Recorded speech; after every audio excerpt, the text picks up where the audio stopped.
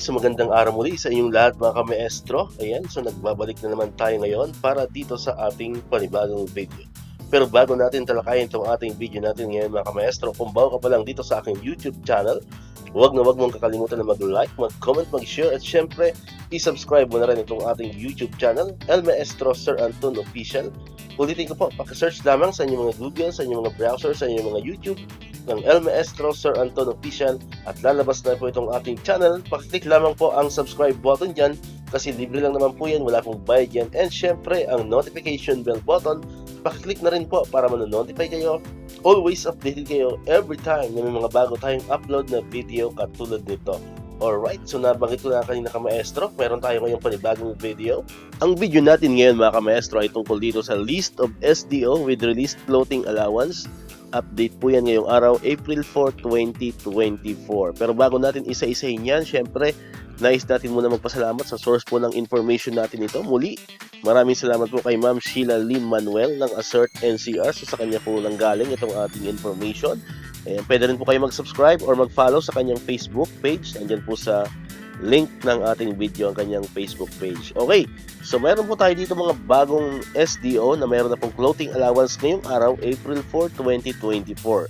So unahin po natin ang Quezon City. So nakatanggap po sila ng 6,000 pesos. Sinusundan po yan ng Camarines Sur na mayroon namang 7,000 pesos. Next po ay Pasay City na mayroong 6,000 pesos. Antique na mayroong 7,000 pesos. South Cotabato po, 7,000 pesos din.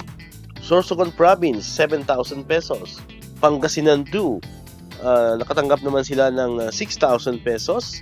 Sinusundan po yan ng Palawan na mayroong 7,000 pesos. At syempre, ang Zamboanga Sibugay, mayroon din po silang 7,000 pesos.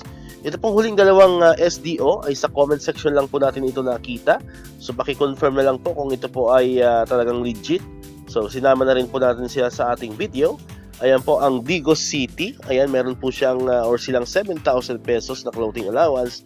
At ang pinakahuli po ay ang Lanao del Norte na meron din silang 7,000 pesos. Okay, so far po, yan po yung mga huling nasasagap nating information na meron ng floating allowance. So kung ang mga SDO po ninyo ay hindi pa nababanggit, so abang-abangan nyo lamang po yan. At kung meron man tayo dito mga na-miss na SDO na meron ng floating allowance pero wala po dito sa list natin, pwede nyo po yung i-comment dyan sa comment section para sa next video ay maisama po natin. Okay?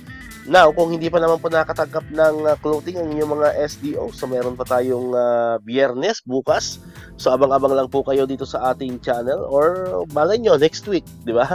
So, yan. So, abang-abang lang po. So, syempre, para ma-monitor nyo yan, mag-subscribe kayo sa ating YouTube channel kasi every time po na may mga bagong update dyan, may mga bagong development, ay agad-agad po natin yung nilalagay dito sa ating channel. Kaya kung hindi ka pa nakapag-subscribe, subscribe ka na para ikaw yung unang makapanood ng ating mga video, ikaw yung unang makakaalam ng mga latest na balita regarding dito sa clothing allowance, sa mga PBB, and sa iba pang mga balita about sa DepEd. So muli, maraming salamat sa inyong panonood at pakikinig.